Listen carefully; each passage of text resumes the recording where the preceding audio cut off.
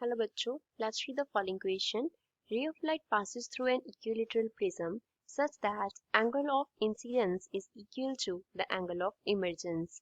हमें क्वेश्चन में बोला है कि एक रे ऑफ लाइट जो है वो क्या करती है, इक्विलेटरल प्रिज्म से पास करती है, जो एंगल ऑफ इंसिडेंस है वो इक्वल है एंगल ऑफ इमर्जेंस के, and the latter is equals to 3/4 of the angle of prism, and the angle of emergence कितना है, एंगल ऑफ प्रिज्म के 3/4 है. The angle of deviation is, angle of deviation हमें क्या करना है, फाइंड आउट करना है. ऑप्शंस क्या हैं, 45 degree, 39 degree, 20 degree and 30 degree. So first of all we will talk about the key concept used in the question. इस question में क्या key concept use हो रहा है, उसके लिए हम देखेंगे कि प्रिज्म जो है वो डेविएशन कॉज कैसे करता है. तो सबसे पहले हम क्या करते हैं, एक प्रिज्म ड्रॉ कर लेते हैं इस तरीके से. ये सपोज हमारे पास क्या हो गया, प्रिज्म हो गया, ये बेस हो गया प्रिज्म का, और ये क्या हो गया, एंगल ऑफ प्रिज्म ए हो गया.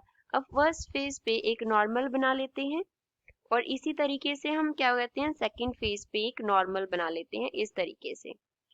तो इंसिडेंट रे जो है वो इस डायरेक्शन में आया, ये क्या हो गया, एंगल ऑफ इंसिडेंस आई हो गया. अब रिफ्रैक्टिव इंडेक्स की अगर बात करें तो इसका म्यू है, बाहर क्या है, हमने एयर कंसीडर किया, तो एयर के लिए रिफ्रैक्टिव इंडेक्स कितना होता है, 1 होता है.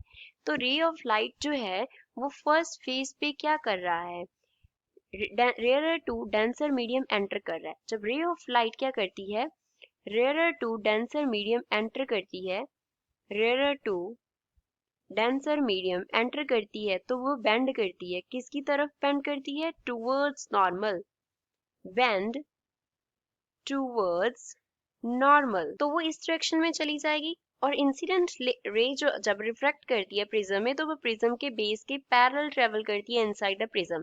यहाँ पे ये क्या हो गया, angle of refraction at the first face हो गया, ये क्या हो जाएगा, angle of incidence for the second face. इसको सपोज हम R2 कंसिडर करते हैं, तो रे ऑफ लाइट अब इस डायरेक्शन में जाएगा, कैसे, अब जा रहा है सेकंड फेस के लिए डेंसर टू रेयर मीडियम, अब जा रही है डेंसर टू रेयर. तो जब डेंसर टू रेयर जाएगी तो कैसे बेंड करती है, away from normal, away from normal क्या करती है, बेंड करती है.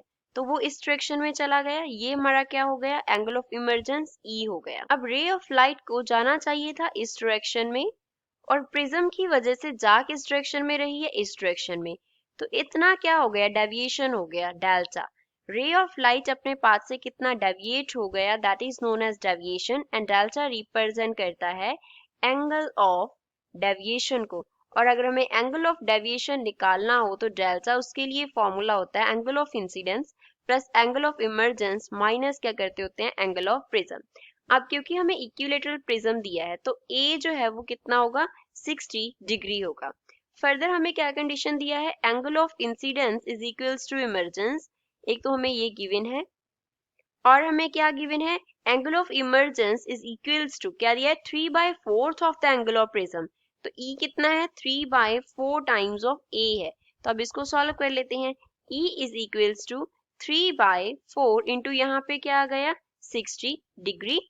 तो यहाँ से हम क्या लिख सकते हैं, that E is equals to 6 into 3 8, तो ऊपर बन गया 180 degree by 4, which means angle of emergence कितना आ गया, 45 डिग्री आ गया. तो अगर एंगल ऑफ इमर्जेंस 45 डिग्री है तो एंगल ऑफ इंसिडेंस भी कितना आ गया, 45 डिग्री आ गया. तो डेल्टा का वैल्यू निकाल लेते हैं. सो डेल्टा जो है वो किसके इक्वल आ जाएगा, I that is 45 degree plus E that is 45 degree minus A that is 60 degree. तो 45 डिग्री प्लस 45 डिग्री कितना होता है, 90 डिग्री. तो डेल्टा बन गया 90 degree minus 60 degree, which means कितना डेविएशन प्रोड्यूस हो जाएगा, angle of deviation is equals to 30 degree. तो ये इस क्वेश्चन का फाइनल आंसर होगा. तो गिवन ऑप्शन में से डी इस क्वेश्चन का करेक्ट आंसर है. I hope you understood well. Thanks.